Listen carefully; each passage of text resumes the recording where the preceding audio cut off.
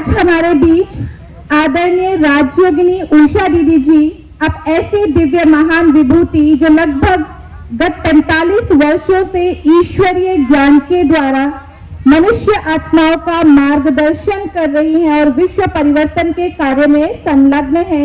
मैं अनुग्रह करना चाहूंगी इस शिवरात्रि महोत्सव पर आप हमें इस शिवरात्रि के वास्तविक अर्थ को बताएं और शिव और शंकर के रहस्य को भी और गहराई से हमें समझाएं। सभी तालियों के साथ अनुग्रह करेंगे उषा दीदी जी से। सभी मिलकर के बोलेंगे ओम शांति, ओम शांति, ओम शांति। आप सबने भी बोला ओम शांति, मैंने भी बोला ओम शांति। जब भी कोई कार्य करते हैं तभी भी ओम शांति बोलते हैं। कार्य की समाप्ति होती है तभी भी ओम शांति बोलते हैं। आपस में मिलते हैं तभी भी हम ओम शांति बोलते हैं। आखिर क्यों ओम शांति बोलना है? कभी सोचा इसके बारे में? ओम शांति बोल रहे, कई लोग कहते हैं कहाँ जा रहे हो आप? अच्छा, ओम शांति में जा रहे हो? तो जहां जा रहे हो वहां पर भी कहते हो ओम शांति। परंतु ये ओम शांति क्या है? क्यों हम बार बार ओम शांति का शब्द दोहराते हैं? वास्तविक आप सभी को पता नहीं है, एक बहुत बड़ा आश्चर्य है, एक बहुत बड़ा महत्वपूर्ण एक मंत्र है ओम शांति। ओम शांति एक ऐसा मंत्र है जिस मंत्र से, मुख से बोलने से, जिस मंत्र को जपने से अनेक प्रकार की प्राप्तियां हो जाती है। ओम शांति, इसमें दो शब्द हैं, ओम और शांति। बिल्कुल आवाज नहीं करना, शांति में बैठना, क्योंकि थोड़ा सा टाइम है, हम ये सुनेंगे फिर तो अपने अपने घर चले जाएंगे, फिर तो रोजमर्रा का जीवन तो चल ही रहा है हमारा। परंतु थोड़ा सा टाइम, जो कुछ हम सुनेंगे और फिर हम अपने जीवन में लाएंगे, उससे जबरदस्त हमें प्राप्ति होगी, हमारा जीवन ही बदल जाएगा। क्योंकि सत्य ज्ञान को जगह जगह पर सुनाया नहीं जाता। सत्य ज्ञान सुनाने वाला केवल एक ही है, वही आकर के हमको ये सत्य ज्ञान सुना रहे हैं। इसलिए बच्चे भी आराम से शांति में बैठ जाएं, आवाज ना करें। जो आने वाले आते रहेंगे, बैठने वाले बैठेंगे, लेकिन आपस में बातचीत ना करें। आपको बताया था ओम शांति में दो शब्द होते हैं, एक है ओम और दूसरा है शांति। ओम, ये जो एक अक्षर है, शब्द है, वो 3 अक्षरों से मिला हुआ है, अ, उ और म। इन तीनों को मिला करके ओम बन गया। अब शास्त्रों में इसकी परिभाषा बताते हैं। अ के लिए कहा जाता है अकार, उ के लिए उकार और म के लिए मकार कहा जाता है। साथ साथ शास्त्रों में यह भी बताया जाता है ब्रह्मा, विष्णु और महेश, इन तीनों को मिलाकर के ओम बन गया।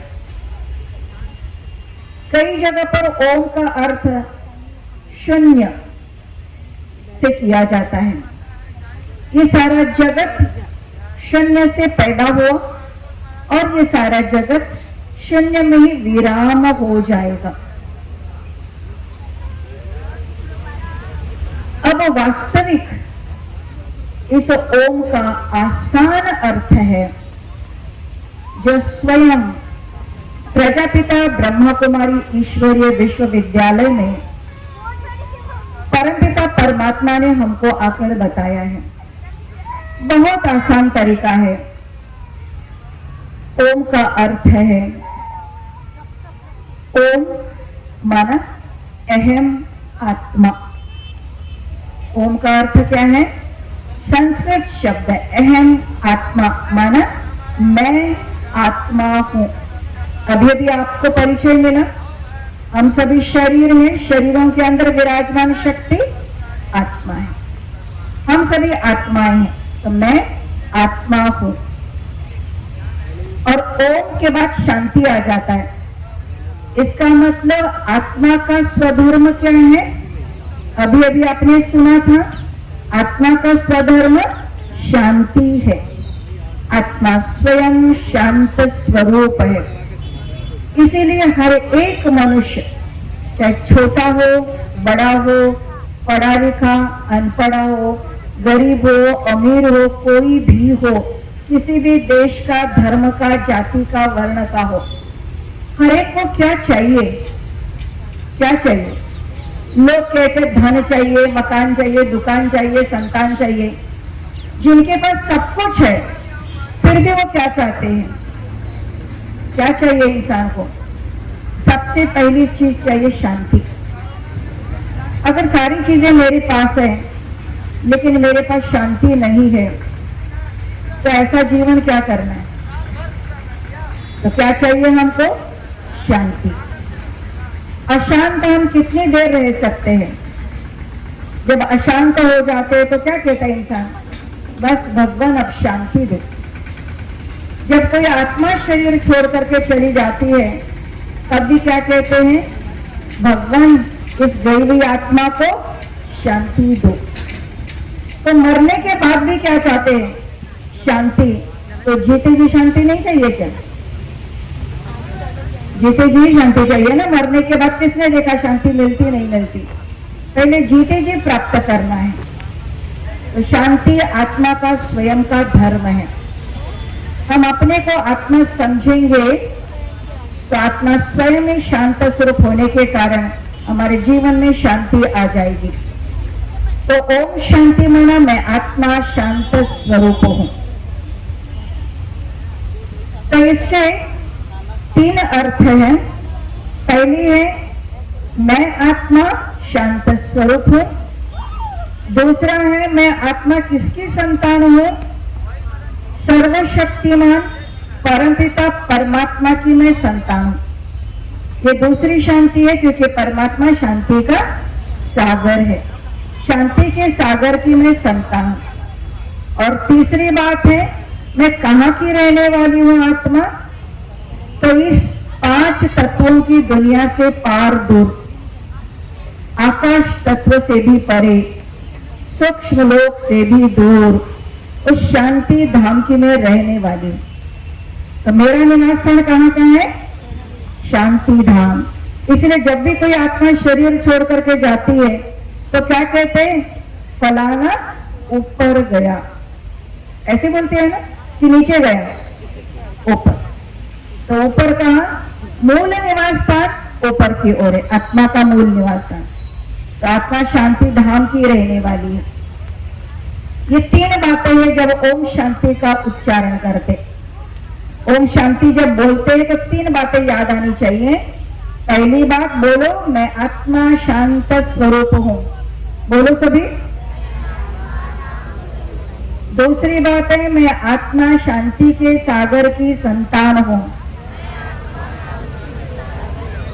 और तीसरी बात है मैं आत्मा शांति धाम की रहने वाली हूं। सबका आवाज तो नहीं आ रहा है। अब थोड़ी आ गई आवाज। ये 3 बातें, लेकिन इसके साथ साथ एक और बात है। आपको पहले बोला था इसमें 3 अक्षर हैं, अ, उ और म। अ माना आचरण की शुद्धि या आचरण की शांति। ओ माना उच्चारण की शुद्धि या उच्चारण में शांति।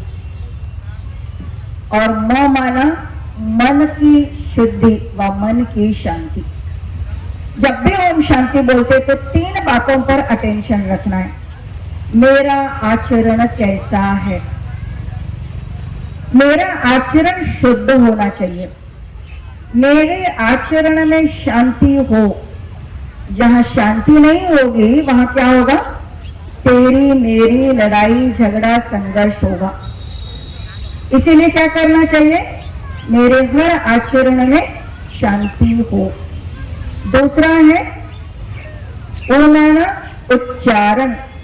जो कुछ मुख से बोलते हैं, उच्चारण करते हैं, इस बोल में भी शांति के प्रकंपन निकले, अर्थात इस बोल से भी स्वयं को भी शांति और अनेक आत्माओं को भी शांति प्राप्त हो। ये है उच्चारण की शांति।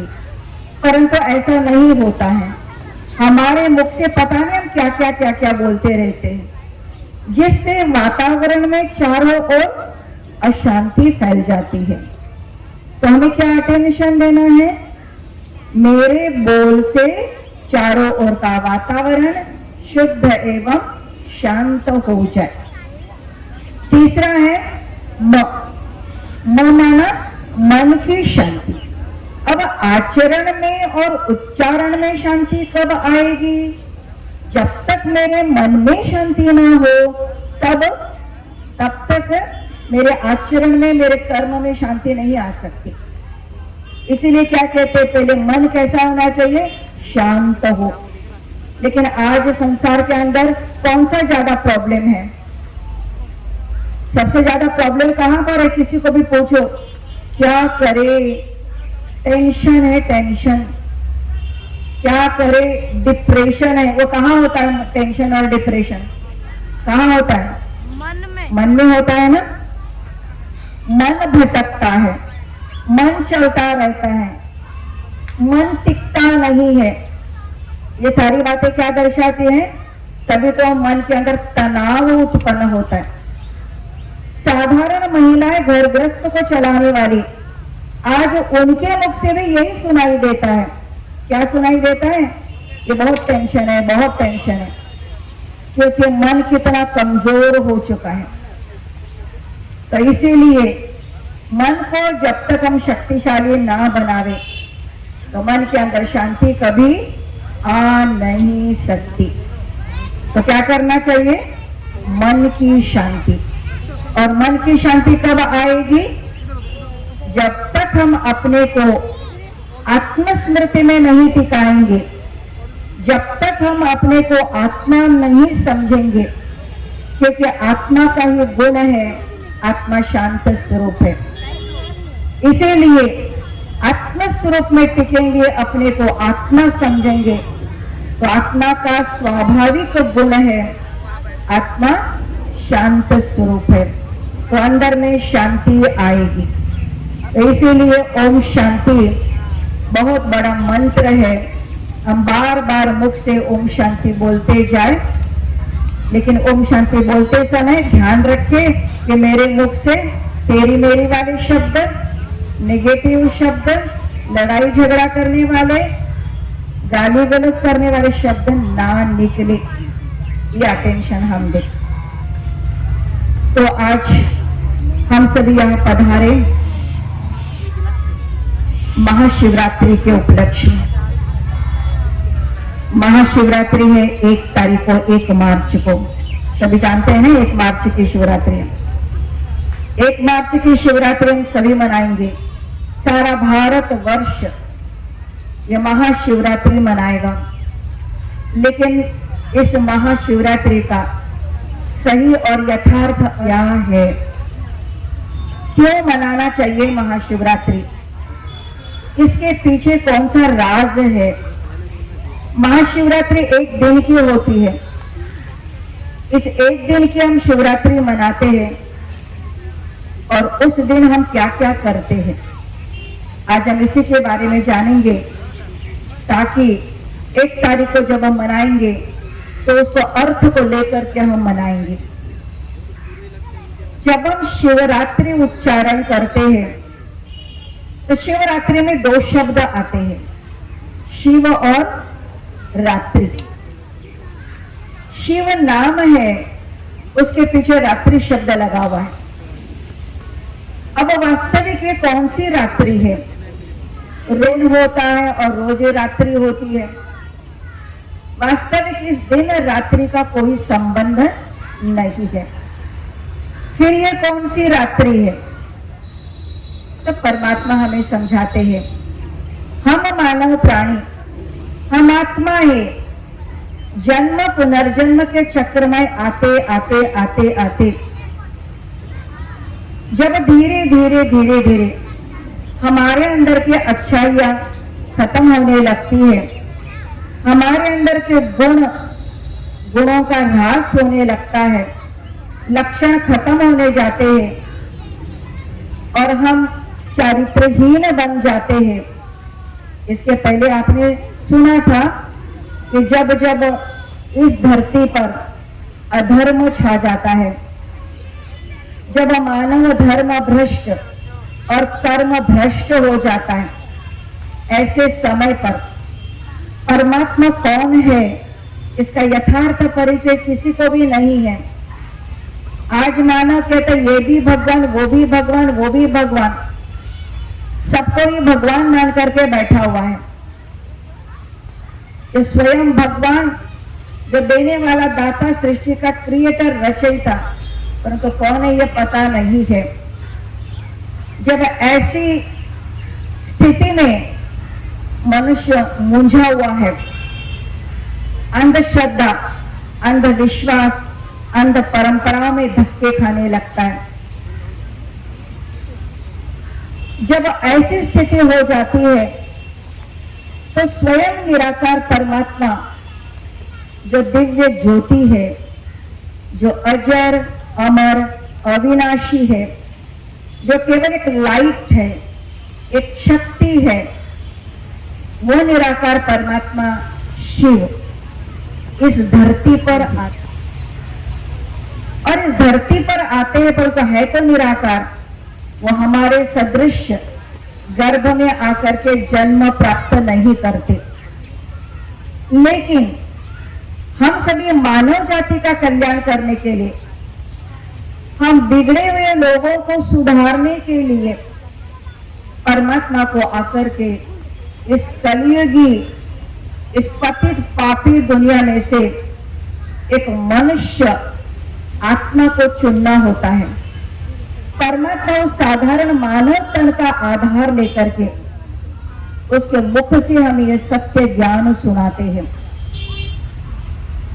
जब परमात्मा ये कर्तव्य करते हैं और हमारे अंदर की जो अनेक प्रकार की भ्रांतियां हैं, उन भ्रांतियों को मिटाते हैं। सबसे पहली भ्रांति हमारी है कि हमने अपने को देह समझ करके हम बैठे। हम जब देखते हैं तो ये स्त्री है, ये पुरुष है, ये बालक है, ये युवा है, हम इसी को देख रहे हैं। लेकिन ये तो ऊपर का चोला है। शरीर 5 तत्वों का विनाशी है, ऊपर का चोला है। इस शरीर को चलाने वाली शक्ति आत्मा है। इस आत्मा को हम भूल चुके हैं। आप देख रहे हैं ये माइक है, देख रहे हैं ना, ये अपने आप बजता है क्या? बज रहा है? नहीं बज रहा है। ये मैं बोल रही हूं और बज रहा है। ऐसे जैसे मैंने भी इस माइक का आधार लिया आप सबको आवाज को दूर दूर तक फैलाने के लिए, ऐसे परमात्मा को भी अपने ज्ञान का आवाज को सारे मानव जाति तक फैलाने के लिए मनुष्य के मुख का आधार लेना पड़ता है। और परमात्मा ये मुख का आधार लेकर के सत्य ज्ञान सुनाते कि हे मानव प्राणी, तुम शरीर नहीं हो। इस शरीर को चलाने वाली तुम चेतना शक्ति आत्मा हो, जो इस भ्रुकुटी के बीच में यहां पर विराजमान हो। देखो आप सब ने यहीं पर बिंदी लगाई है, हाथ लगा करके देखो आपने कहां बिंदी लगाई। आपको किसने बोला कि यहीं पर बिंदी लगानी है?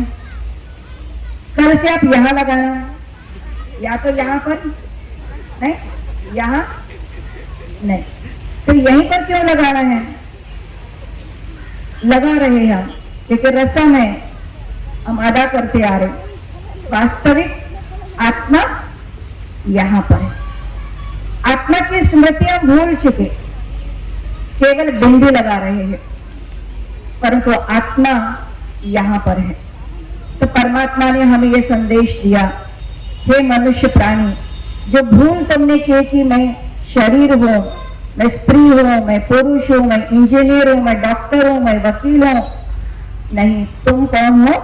सबसे पहले कौन हो? आत्मा हो। तो परमात्मा ने यह ज्ञान दे करके आत्मज्ञान दे दिया। फिर परमात्मा ने दूसरा ज्ञान दे दिया, मैं कौन हूं? परमात्मा कौन है, किसको कहा जाता है?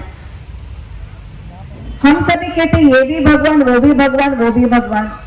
दुनिया में भगवानों की कोई कमी नहीं है, जिधर भी देखो भगवान ही भगवान है। इतने सारे भगवान होते हुए भी हमको सुख, चैन, खुशी, आनंद क्यों नहीं मिल रही थे? क्यों हम करा रहे, तरस रहे, हाहाकार है, लड़ झगड़ रहे हैं?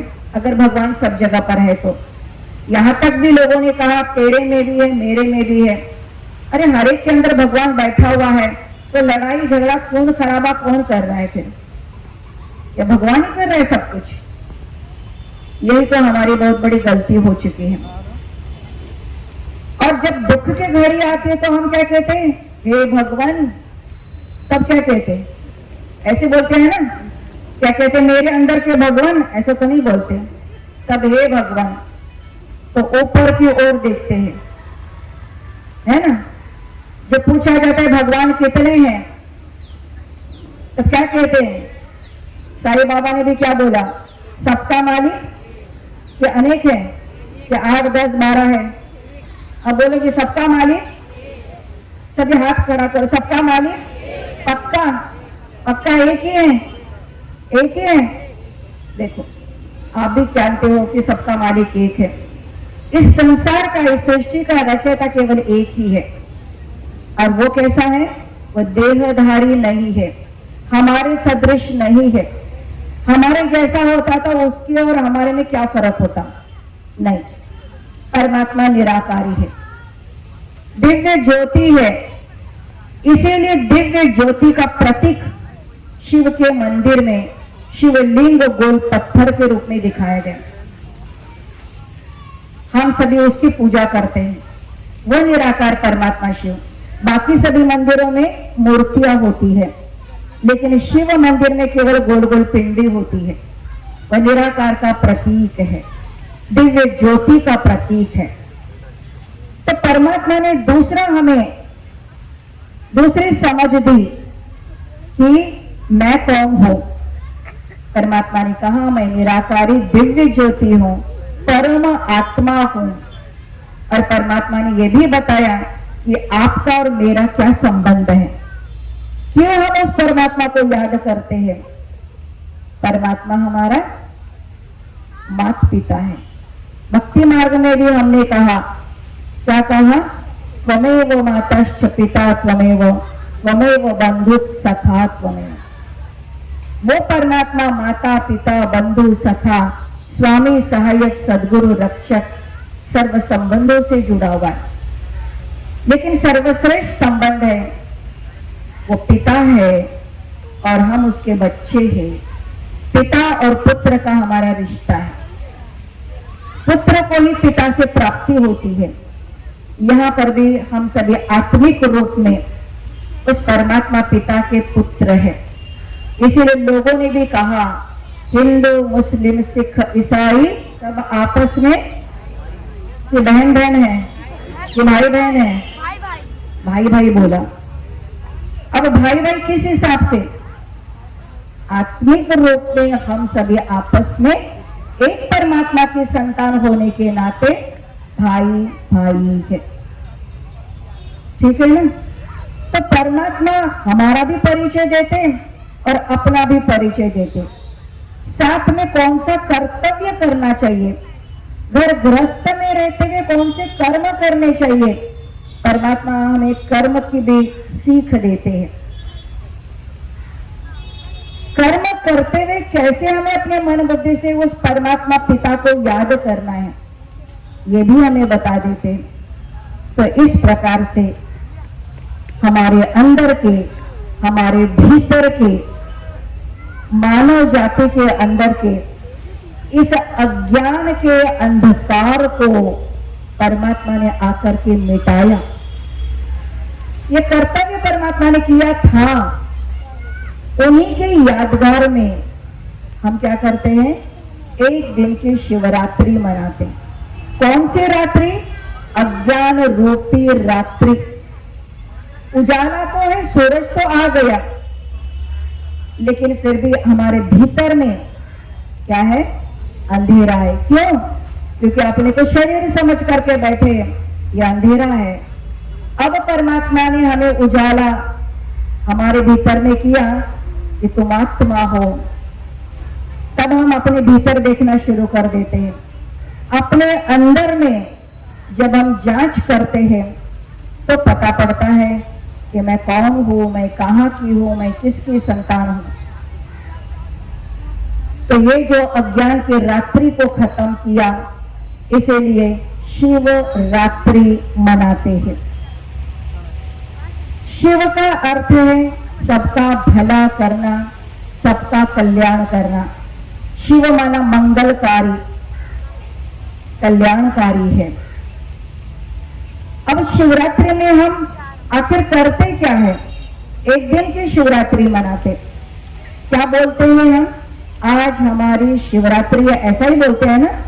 ऐसा ही बोलते।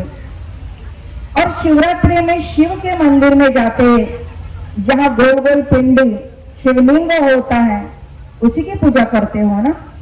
उसी की करते हो। लेकिन जब भी शिव को हम याद करते हैं तो हमारे सामने कौन सी मूर्त आती है? जब भी शिव को याद करते तो हमारे सामने कौन सी मूर्त आती है? ये शंकर की आती है ना? क्योंकि आज तक हमने और भी कौन सी भूल की है? शिव और शंकर दोनों को एक ही समझ लिया। जब शिव को याद करते तो हमारे अंदर में ये जो भोलानाथ शंकर इसको बोलते हैं, जो गले में सांप है, नीलकंठधारी है, इसको हम शिव कहते हैं। वास्तविक परमात्मा में इसका भी रहस्य बता देते हैं कि बच्चे, शिव और शंकर दो अलग अलग चीजें। और अभी सुंदर से एक नाटिका आपको दर्शाई थी, इससे भी आपने देख लिया कि शंकर स्वयं तपस्या में बैठा हुआ है और वो क्या कहता है? मंत्र कौन सा उच्चारण करता है? ओम नमः शिवाय। अगर वो स्वयं ही शिव है तो उसको ओम नमः शिवाय करने की क्या जरूरत है? आपने कई बार देखा होगा शंकर के आगे शिवलिंग होता है और शंकर स्वयं उसकी पूजा कर रहा है। ऐसा भी आपने चित्र देखा होगा। अगर शिव और शंकर दोनों एक ही है तो फिर शंकर किसकी पूजा कर रहा है? इससे सिद्ध होता है शिव और शंकर दो अलग अलग है। इसका नाम शंकर है और वो सामने जो दिखाया गया वह शिव है। दोनों के कर्तव्य भी अलग है। शिव माना कल्याणकारी, सबका भला करने वाला है। शंकर की तीसरी आंख खुलती है तो विनाश करता है। एक विनाशकारी है और एक कल्याणकारी है। दोनों के कर्तव्य अलग अलग है। शिव जो है क्रिएटर, रचयिता है और शंकर उसकी रचना है। माना शिव ने शंकर को पैदा किया। जैसे एक माँ अपने बच्चे को जन्म देती है तो बच्चा अलग और माँ अलग होती है, ऐसे ही शिव अलग है और शंकर अलग अलग है। समझ में आ गया सबको? तो ये है शिव और शंकर का अंतर। इसीलिए शिवरात्रि में जो भी शिव की पूजा करने के लिए जाते हैं, मान लीजिए अगर ये दोनों एक है तो शिवरात्रि में इतनी भीड़ होती है तो आधी लाइन जो है शिव के ऊपर चढ़ाए और आधी लाइन शंकर के ऊपर चढ़ाना चाहिए ना। और कोई चढ़ाता है शंकर के ऊपर? सारे कहाँ चढ़ाते हैं? शिव के ऊपर। तो शिव और शंकर दोनों अलग अलग है, दोनों एक नहीं है। शिव शंकर सदैव साधना में रत है, सदैव साधना करता है, तपस्या करता है। किसकी तपस्या करता है? ये तपस्वी है, शिव की तपस्या में लीन है। उसको विनाशकारी शक्ति चाहिए। इसका मतलब शंकर मांगने वाला है और शिव जो है वो देने वाला दाता है। जो देने वाला कभी मांगता नहीं है और जो मांगने वाला कभी देता नहीं है। तो इसलिए ये कौन है? मांगने वाला। एक मांगने वाले से अगर हम भी मांगेंगे तो वो हमको कितना देगा और क्या देगा, है ना? तो इसीलिए जो देने वाला दाता के साथ अगर हमारा कनेक्शन होगा तो जितना मर्जी आप ले सकते हो, कमी नहीं है। तो ये ध्यान में रखना चाहिए कि सारे संसार का जो सर्वश्रेष्ठ है, जो रचयिता है, वह एक ही निराकार परमात्मा, परम आत्मा शिव ही है। उसी शिव को अलग अलग भाषाओं में शिवोवा, यहोवा, जेहोवा ऐसा कहा गया। उसी को ही ईश्वर, अल्लाह, खुदा, गॉड, प्रभु, भगवान, उसी को ही कहा गया। भाषाएं अलग है, शब्द अलग अलग है वो एक ही है वो। उस एक को हमको याद करना है। तो शिवरात्रि में जब हम शिव मंदिर में जाते हैं तो कौन सी सामग्री लेकर के जाते हैं हम? थाली में जल भी होता है, दूध भी लेकर के जाते हैं, फूल भी लेकर के जाते हैं, सारी सामग्री लेकर के जाते हैं, बेर लेकर के जाते हैं, बेल पत्र लेकर के जाते हैं, सारी चीजें लेकर के जाते हैं और चढ़ाते हैं। एक दिन अगर हमने चढ़ा दिया, सारा दिन भर हो गई हमारी शिवरात्रि। वास्तविक परमात्मा ने इस शिवरात्रि का जो गहन रहस्य, उस रहस्य को अगर हम जानेंगे तो पता पड़ेगा कि क्या सचमुच की ये एक दिन की शिवरात्रि है। शिवरात्रि में, उस दिन में, रात्रि कहते हैं लेकिन दिन में ही शिव के ऊपर जाते हैं सामग्री लेकर के। सबसे पहली बात है, शिवरात्रि में हम सभी उपवास रखते हैं। सारे उपवास करते हैं कि खा लेते हैं, भोजन करते हैं, क्या करते हैं? उपवास करते हैं। अच्छा, अब सभी उस दिन उपवास करते हैं। उपवास में क्योंकि एक दिन कोई भी चीज नहीं खानी है, सारा दिन भर भूखा रहना है। अब पेट को तो भूखा रखा है, लेकिन हमारे मन बुद्धि क्या कर रही है? चारों ओर भटक रही है। खाली है, खाना नहीं बना, भोजन नहीं बनाना है, ये तेरी मेरे में लगे हुए। वास्तविक उपवास संस्कृत शब्द है, उसमें दो शब्द है, उप जमा वास। उप का अर्थ है नजदीक, समीप, वास माना रहना। परमात्मा ने कहा था जैसे गाड़ी को भी चलाने के लिए पेट्रोल चाहिए या नहीं चाहिए? कि बिना पेट्रोल के गाड़ी चलेगी? चलेगी ना, बिना पेट्रोल डीजल कोई जरूरत नहीं है। क्या चाहिए? गाड़ी के लिए भी पेट्रोल डीजल चाहिए। परमात्मा कहते हैं ये शरीर भी जो गाड़ी है, गाड़ी, इस शरीर रूपी गाड़ी को भी भोजन चाहिए, बेशक खिलाओ, परंतु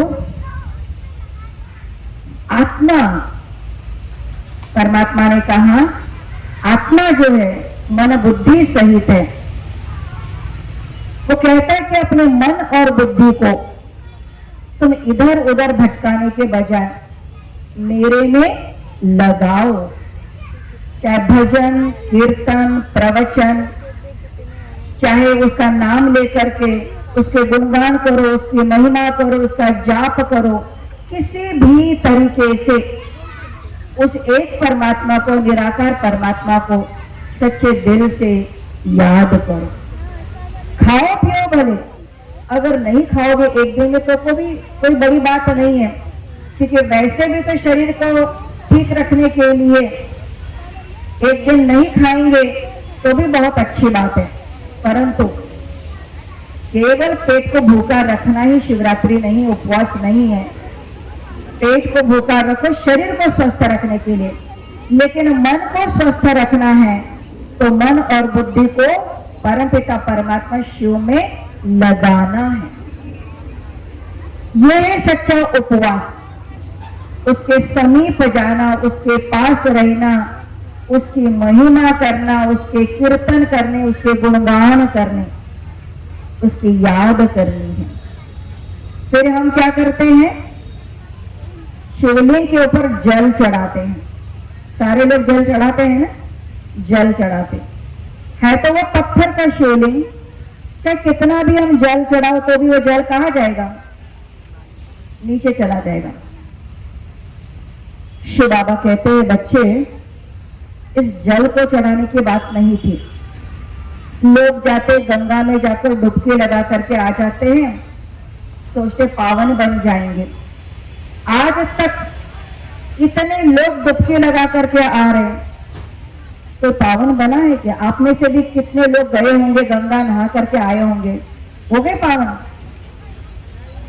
नहीं हुए ना। गंगा में डुबकी लगाने से हमने तो अपने शरीर को नहलाया, रोज घर में भी तो नहलाते ही है। आजकल गंगा वाटर घर घर के अंदर भी आ रहा है। तो इस गंगा से, उस पानी से हम शरीर को नहलाते हैं। नहलाना किसको था? आत्मा को। और आत्मा को किस जल से नहलाएंगे? परमपिता परमात्मा कहते हैं उस पानी की बात नहीं है। शिव बाबा कहते ज्ञान गंगा जल का, ज्ञान गंगा जल है, ज्ञान गंगा जल का रोज श्रवण करो। रोज श्रवण करते जाएंगे, सुनते जाएंगे, आधा घंटा, 1 घंटा, धीरे धीरे धीरे धीरे आत्मा साफ होती जाएगी, पावन बन जाएगी, शुद्ध बन जाएगी। जल जो होता है, पानी जो होता है, उसका गुण होता है शीतल। पानी हमेशा ठंडा होता है, शीतल होता है, वो उसका स्वभाव है। आप देखो, उस पानी को हम एक पतीले में डालते हैं, उस पतीले को हमने गैस पर रखा, गैस को ऑन किया, क्या होगा? पानी गर्म होगा कि नहीं होगा? पानी गर्म है। पानी जब गर्म होगा तो उसी गर्म पतीले को हमने नीचे रख दिया। आधे घंटे के बाद क्या होगा? हो जाएगा ठंडा, क्योंकि पानी का निजी गुण है, उसका स्वभाव है शीतल, ठंडा। इसलिए जब गैस से निकाल दिया तो अपने ओरिजिनल स्वरूप में वो आ जाता है। परमात्मा भी हमें क्या समझाते?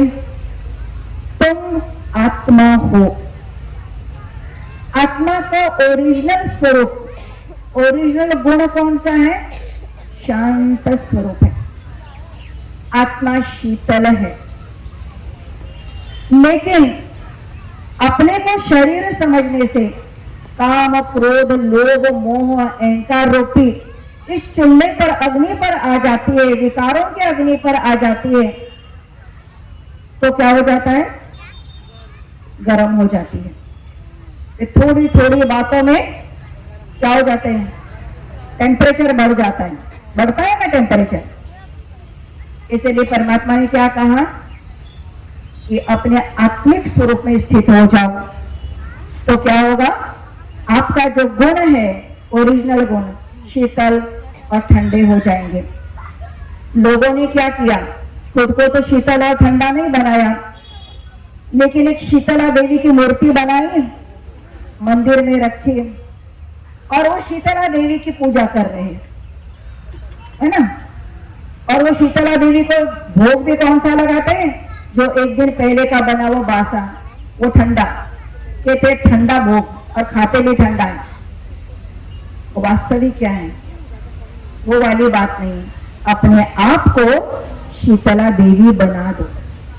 अगर हम एक एक शीतला देवी बन जाएंगे, माना शीतल रहेंगे, शांत रहेंगे, तो घर कैसा होगा हमारा? सुख शांति संपूर्ण बनेगा या नहीं बनेगा? और हम क्या चाहते हैं? यही चाहते हैं कि लड़ाई झगड़ा तेरी मेरी करना अच्छा लगता है। लगता है ना अच्छा? नहीं लग, पक्का नहीं अच्छा लगता है। पर कईयों को आदत होती है, वो तेरी मेरी करने के बगैर, लड़ाई करने के बगैर वो चैन नहीं आता है। होता है ऐसा। एक बहन थी और उसका नाम था शांति। नाम तो था शांति, लेकिन क्या करती थी? लड़ती रहती थी, सबसे लड़ती रहती थी। अब गांव वाले सारे परेशान हो गए उससे। जब देखो बिना कारण लड़ती है, किसी भी कारण जरा सा भी मिल गया तो लड़ना शुरू, गाली गलौज करना शुरू हो जाता था।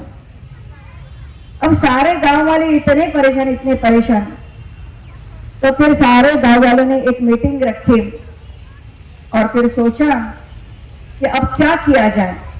तो सबने कहा कि देखो वो तो लड़ेगी, अब उसको कितना भी समझा वो समझने वाली नहीं है, तो हम क्या करेंगे?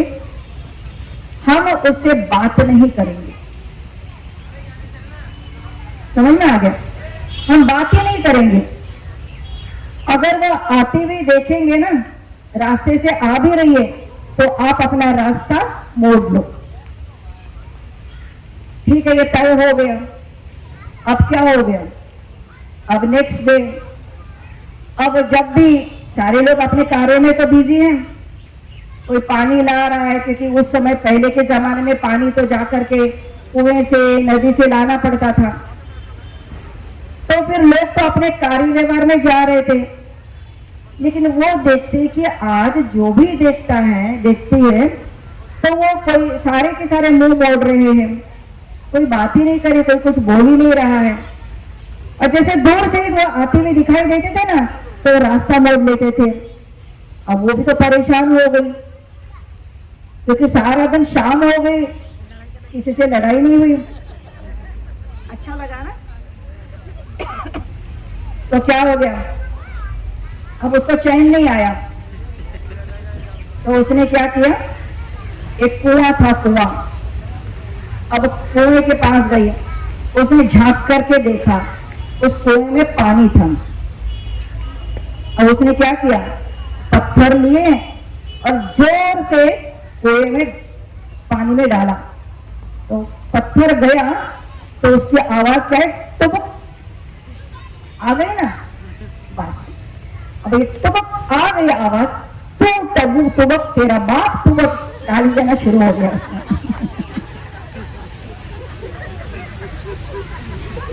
हो गई ना लड़ाई? चलो, तो ऐसे भी लोग होते हैं, कईयों को चैन नहीं आता। फिर अगर उनको कहो कि शांत रहो, घर में शांति बनी रहे, तो चैन नहीं आता है ना। ऐसे नहीं करना, क्योंकि परमात्मा शिव बाबा हम बच्चों को कहते हैं, बाबा शिव माना आत्माओं का पिता, जिसको हम बड़े प्यार से बाबा कहते हैं। शिव बाबा हम बच्चों को कहते हैं ये बच्चे शांत स्वरूप होकर के रहो, क्योंकि जीवन में शांति अगर आ जाएगी तो घर गृहस्थी बहुत अच्छी तरीके से चलेगी। तो फिर क्या करना है? क्या करना है? आपको बताया कि हमारा स्वभाव शीतल और शांत बनाना है। तो कौन सा जल चढ़ाना है? अपने ऊपर, आत्मा के ऊपर ज्ञान गंगा जल का स्नान डालना। शिवलिंग पर दूध भी चढ़ाते। दूध सफेद होता है, शुद्धता का प्रतीक माना जाता है। सफेद, हमने भी सफेद सफेद वस्त्र पहने हुए, तो सफेद क्यों पहने? सफेद शुद्धता और पवित्रता का प्रतीक, सफेद शांति का प्रतीक माना जाता है। इसीलिए परमात्मा ने सफेद वस्त्र दिए। भक्ति मार्ग में भी शिव की पूजा करने वाले सफेद वस्त्र ही पहनते हैं। तो ये सफेद किसका प्रतीक है? शांति और पवित्रता का। तो ये दूध जो सफेद है वो भी शुद्धता का प्रतीक है। तो परमात्मा क्या कहते हैं, अपनी बुद्धि रूपी बर्तन को शुद्ध एवं पवित्र बना दो। केवल दूध शिवलिंग पर चढ़ाने से कुछ नहीं होने वाला है, वो तो वैसे ही गटर में चला जाएगा। अगर हमें दूध ही चढ़ाना हो तो आप अनाथ आश्रम में अनाथ बच्चे हैं, उनको पिला करके आ जाओ। गरीब झोपड़पट्टी में रहने वाले बच्चे आज के दिन उनको पिला करके आ जाओ, पुण्य का खाता जमा हो जाएगा। लेकिन हम तो बहाते हैं, उस दूध की बात नहीं है। शिव बाबा कहते हैं बुद्धि रूपी बर्तन को साफ शुद्ध पवित्र बना दो तो क्या हो जाएगा, ये ज्ञान का दूध हमारे बुद्धि रूपी बर्तन में ठहरेगा। तो बुद्धि को साफ करने की आवश्यकता है। हमारी बुद्धि में बहुत सारा किचड़ा है, तेरी मेरी का, निगेटिविटी का, व्यर्थ का, धीरे धीरे धीरे वो हम निकालते जाए। उसी प्रकार हम फूल भी चढ़ाते हैं शिवलिंग पर, और महाशिवरात्रि में खासकर हम अकर धतूरे के फूल चढ़ाते हैं ना। वैसे किसी दिन नहीं चढ़ाते, लेकिन शिवरात्रि पर ये खास अकर धतूरा चढ़ाते हैं। अकर धतूरा कोई अपने आंगन में गमलों में नहीं लगाता। अकर धतूरा अपने आप ही गंदगी में खिलता है, लोग तोड़ करके लाते हैं और शिवरात्रि पर चढ़ाते हैं। वास्तविक अकर धतूरा कड़वा होता है, कांटे वाला होता है और जहरीला होता है। आप सोचो, हम ऐसे फूल जो कांटे वाले जहरीले हैं, वो फूल हम भगवान के ऊपर चढ़ा कर कहते भगवान प्रसन्न हो जाएगा। अगर सचमुच भगवान प्रसन्न होगा ना, तो फिर व्यक्ति क्यों नहीं प्रसन्न होगा। अगर कोई प्रोग्राम होता है, कोई पार्टी होती है, हम उसमें जाते तो बढ़िया थे बढ़िया, देखो ऐसे गुलदस्ता लेकर के जाते हैं। ये गुलदस्ता लेकर के जाने के बजाय अकर धतूरे का गुलदस्ता दे दो आप। पर कोई देता है क्या? देता नहीं देते। कोई देना चाहिए ना। हमने तो भगवान के ऊपर चढ़ाए, भगवान प्रसन्न हो रहा है, फिर व्यक्ति क्यों नहीं प्रसन्न होगा। परंतु अकर धतूरा दुश्मनी का प्रतीक माना जाता है। किसी से दुश्मनी निकालनी हो तो धतूरा खिलाया जाता है। परंतु परमात्मा ने हमें समझाया ये अकर धतूरा चढ़ाने की बात नहीं है। क्या है? हमारे अंदर के एक कड़वे बोल है, कटु वचन बोलते हैं। हम ऐसे शब्द बोलते हैं जो कोई कहता है ना, फलाने ने मुझे ऐसा शब्द बोला, जो शब्द मेरे अंदर में उसकी बात चुभ गई। बात चुभती है ना, वो निकलती नहीं है, वो है कांटा।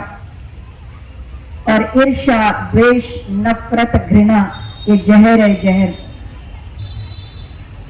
परमात्मा ने क्या कहा, ये आपके भीतर का जो है ना, वो आप मेरे ऊपर चढ़ाओ।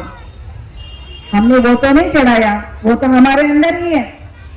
और वो ऊपर के फूल वो हमने शिव के ऊपर चढ़ाए। उससे हमारा कोई परिवर्तन नहीं हो सकता। अगर हम अपना परिवर्तन चाहते हैं तो शिवरात्रि में बेशक फूल चढ़ाओ, लेकिन साथ साथ अपने अंदर की वो एक कोई कमी कमजोरी, चाहे चिड़चिड़ापन है, चाहे गुस्सा है, चाहे वो बार बार रोने की आदत है, या बार बार मुड़ाफ होने की आदत है, कोई भी अपने अंदर की कमजोरी को परमात्मा को सौंप दो। प्रतिज्ञा करो कि आज से मैं रोऊंगी नहीं, आज से मैं गुस्सा नहीं करूंगी, आज से मैं चिड़चिड़े नहीं होंगी, या आज से मैं गलत शब्द नहीं बोलूंगी। कोई भी एक प्रतिज्ञा कर लो और आप सोच लो, परमात्मा की बहुत शक्ति हमें मिलती है और हमारे अंदर की वो कमी कमजोरी दूर हो जाएगी। परमात्मा ने हमको यही सिखाया था परंतु हमने केवल स्थूल उपचार किए। हम शिव के ऊपर बेर भी चढ़ाते हैं। आजकल बेर आते हैं ना, शिवरात्रि के आसपास बेर बहुत आते हैं। शिव के ऊपर बेर चढ़ाते हैं। बेर का लंबा गोल होता है। अब वो शिवलिंग पर टिकता भी नहीं है, फिर भी चढ़ा देते हैं। परंतु परमात्मा ने कहा, बच्चे, इस बेर की बात नहीं थी। अपने अंदर का जो एक दूसरे के प्रति बैर भावना है, उस बैर को, उस वैर को, उसको मेरे ऊपर चढ़ा दो। परंतु हमने क्या किया, हमारी बैर जो भावना है उसको नहीं चढ़ाया, वो बेर जो है पेड़ के लगे हुए वो तो चढ़ा दिए। इतने अच्छे हैं ना, भगवान का प्रसन्न हो ही जाएगा। वो निराकार ज्योति बिंदु वो क्या करेगा हमारे बेर को, ठीक है। वो हमें तो सुधारने के लिए आया है, तो हमारा सुधार कैसे हो वो अभी शिक्षा दे रहा है। शिवरात्रि के दिन दीपक भी जलाते हैं। एक दीपक से अनेक दीपक जलाते हैं। परमात्मा ने कहा, एक दीपकों की बात नहीं है, बेशक जलाओ। जब तक घी है तब तक दीपक जलेंगे, घी खत्म हो जाएगा, दिए भी बुझेंगे। परंतु उसने बोला, ये आत्मा जो है एक दीपक है। जब ये जन्म पुनर्जन्म के चक्र में आते आते आत्मा की शक्ति क्षीण हो जाती है, तब परमात्मा आकर के आत्मा के अंदर ज्ञान का घृत डालते हैं। ज्ञान का घी कहा गया है, आत्मा की ज्योत प्रज्वलित करते हैं। जैसे आज सभी यहाँ पर बैठे हैं, परमात्मा किसी न किसी के द्वारा ये सत्य ज्ञान दे करके हमारे आत्मा की ज्योत को जगा रहे हैं। हम अपनी ज्योत को जगा दें और यही ज्ञान अन्य आत्माओं को बताकर अन्य आत्माओं की भी ज्योतियों को जगा दो, तब हमारे भीतर में उजाला आएगा। अज्ञान का यह अंधकार खत्म हो जाएगा और ये सारा विश्व रोशन हो जाएगा। और शिवरात्रि में लास्ट जागरण भी करते हैं। आजकल लोग नहीं करते हैं, पहले के लोग या आज भी गांव गांव में भजन कीर्तन प्रवचन करके लोग जागरण करते हैं। एक रात हमने नींद नहीं की तो क्या बड़ी बात है। वास्तविक परमात्मा हमें कहते हैं कि ये देहधारी है, सारा दिन भर कामकाज करते हो, बेशक सो जाओ, इस शरीर को विश्राम दो। परंतु जागरण किसको कहा जाता है? जागरण तो दुनिया वाले भी करते ही है। किसी को रोग शोक होता है, वो कराहता है, चिल्लाता है, रोता है, उसका भी तो रात रात जागरण होता ही रहता है। कितने लोग चोरी चकारी लूट पाट करने के लिए भी तो वो लोग जागते ही है रात को। और हमने एक रात नींद नहीं की तो क्या बड़ी बात है। परमात्मा कहते वो जागरण की बात नहीं है। वास्तविक परमात्मा हमें समझाते आत्म जागृति। कौन सी जागृति? आत्म जागृति, परमात्मा जागृति। चाहे जागते सोते स्वप्न में भी होते हुए तभी भी आत्मस्मृति सदैव रहे, आत्मा को हम ना भूले, ये जागृति हमारे अंदर आए। मैं किसकी संतान हो?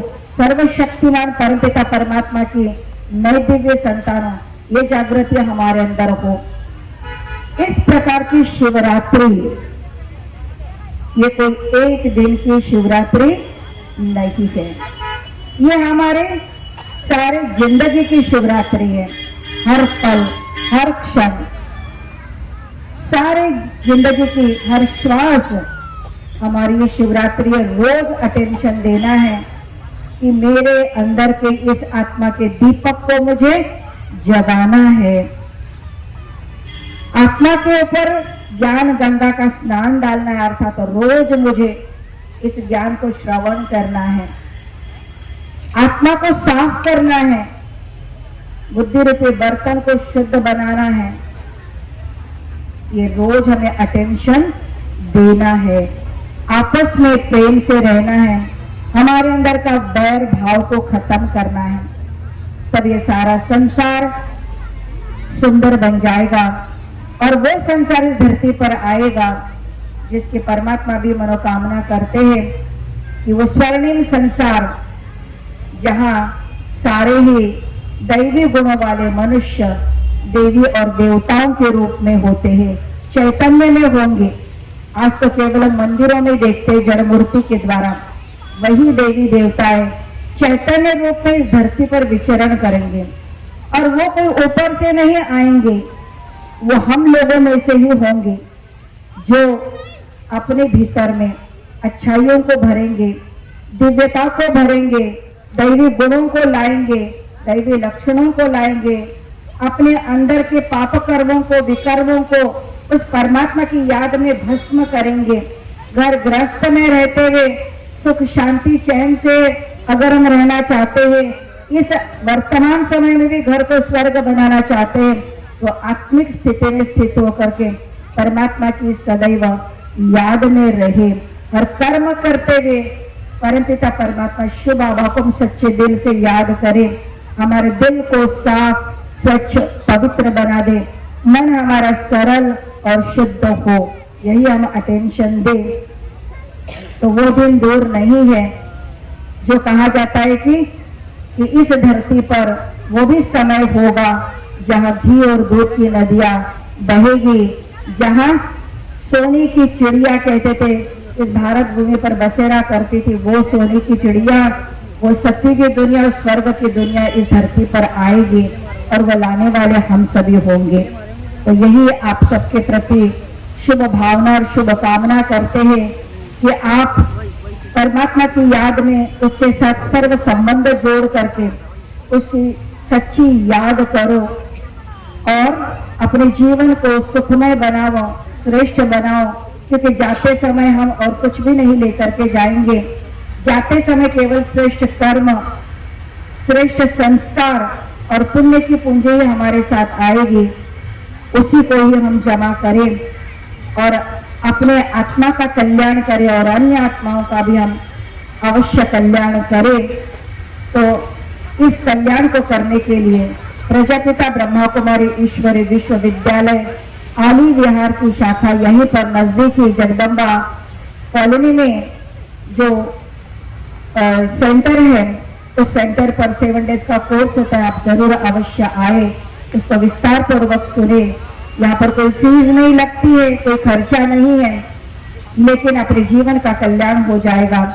तो ऐसी आपके प्रति शुद्ध भावना रखते हुए आज के इस त्रिमूर्ति शिव जयंती की, शिवरात्रि की आप सबको बहुत बहुत बधाई हो, बधाई हो, बधाई हो।